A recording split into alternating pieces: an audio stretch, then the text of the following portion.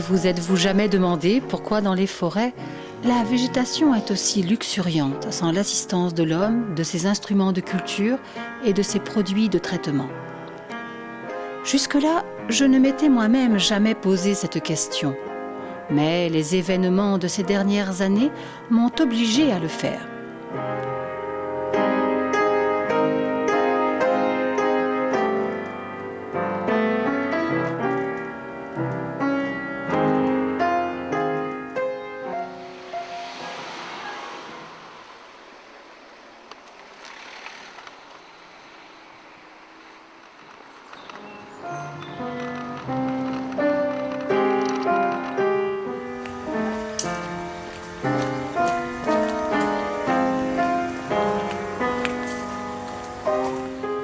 Il y a maintenant un peu plus de 4 ans, je m'installais comme horticultrice pour produire de la fleur coupée sur des terres qui pendant plus de 12 ans avaient été un champ de maïs et plus exceptionnellement de tournesol.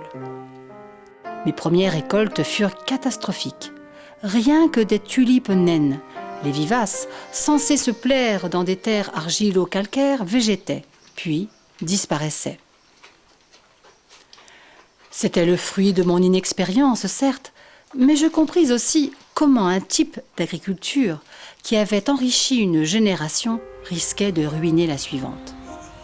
L'excès de produits chimiques, engrais, insecticides, fongicides, herbicides a pour résultat non seulement une pollution des nappes et des rivières, mais aussi une déstabilisation des sols en détruisant l'humus.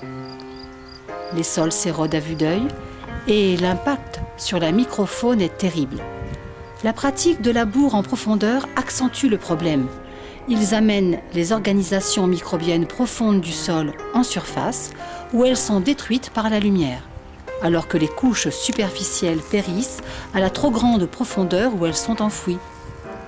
Ainsi, l'agriculture intensive, telle qu'elle est pratiquée aujourd'hui, détruit peu à peu nos terres arables.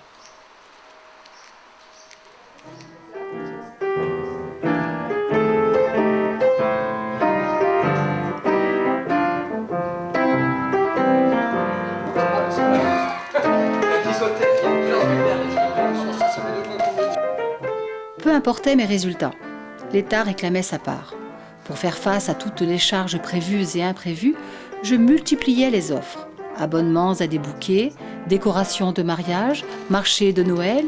Et c'est comme cela que petit à petit, je glissais vers la fleuristerie. Pendant ce temps, ma production battait de l'aile et se laissait peu à peu envahir par la végétation. À cheval sur 2 métiers, je n'allais au bout de rien. Et au final, je travaillais pour payer des charges. Que faire? La tentation de fermer boutique était forte. Mais ayant bénéficié de l'aide à l'installation Jeune Agriculteur, je m'étais engagée à exercer mon métier pendant 10 ans, sous la condition de devoir tout rembourser si j'arrêtais avant. Cet argent avait été investi dans l'irrigation. Impossible donc de le récupérer, mes tuyaux, une fois enterrés, ne valaient plus rien. Je n'avais pas le choix, il fallait continuer, trouver la solution pour me sortir de cette impasse.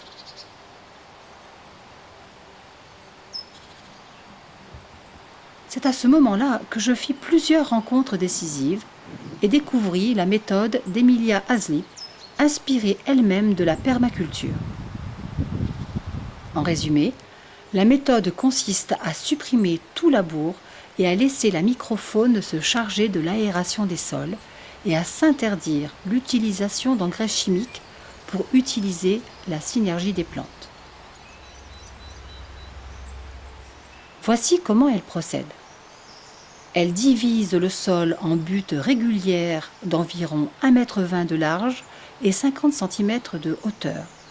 Ceci a l'avantage de fournir un maximum de terre meuble pour l'enracinement des plantes et de faciliter le drainage en cas de forte pluie. Ces buttes sont ensuite paillées pour offrir aux plantes des conditions similaires à celles de leur milieu d'origine. En effet, dans la nature, tous les sols vivants se maintiennent couverts, que ce soit par des feuilles, des débris forestiers ou une couverture végétale. Ce paillage permet de limiter le développement des herbes indésirables, il maintient l'humidité du sol en été, il entretient un humus qui permet au sol de conserver une structure meuble et aérée.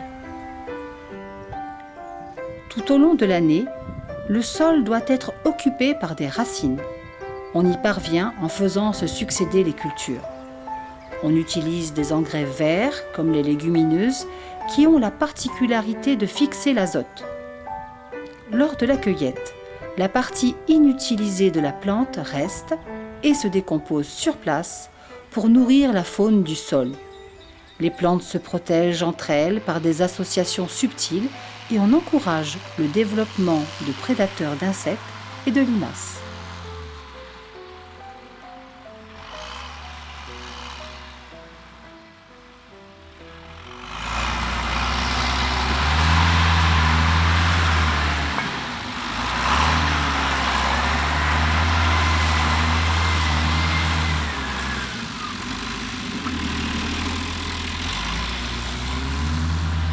L'accroissement des récoltes a été spectaculaire durant tout le XXe siècle. C'est en grande partie grâce à l'apport d'engrais chimiques. Or, il existe une relation de cause à effet entre l'emploi d'engrais solubles et l'apparition d'ennemis de culture. Les plantes deviennent plus sensibles aux attaques et on utilise des poisons pour lutter contre leurs ennemis. Il en résulte un double affaiblissement de la plante, lié d'une part à une mauvaise alimentation et d'autre part à une dépendance complète aux insecticides et fongicides.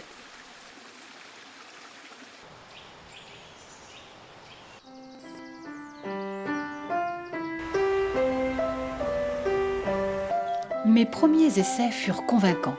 Là où je n'avais réussi jusqu'alors qu'à faire pousser de l'herbe, j'avais enfin de belles fleurs. Ce petit miracle avait bien quelques revers. Entre autres l'invasion de limaces, d'escargots. Et face à ce genre de problème, la chimie m'était encore d'un bon secours. Le paillage a un pouvoir anti-germinatif, mais cela n'arrête pas vraiment le liseron et le chien-dent. Là aussi, je n'ai pu éviter l'utilisation de désherbants. Pour moi, il ne s'agissait pas de devenir une puriste du bio, mais de travailler en respect avec la nature.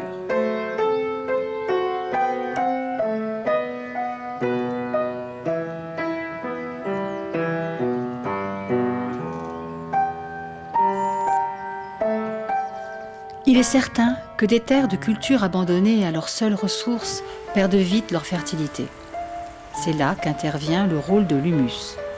L'humus, il faut l'imaginer un peu comme un placenta, un relais entre le minéral et le végétal. L'humus est irremplaçable. Il retient l'eau, il absorbe les rayons solaires, il structure et stabilise le sol et il stocke les minéraux indispensables à la croissance des végétaux. Une plante qui a poussé dans un humus équilibré est moins sensible aux maladies.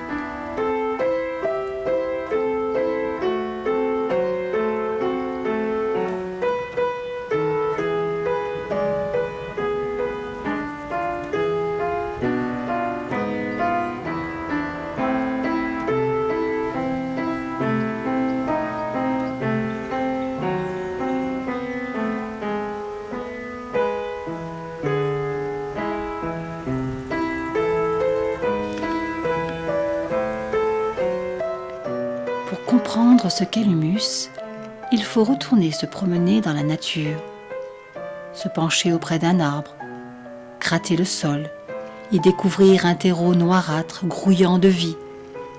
C'est le secret de la forêt.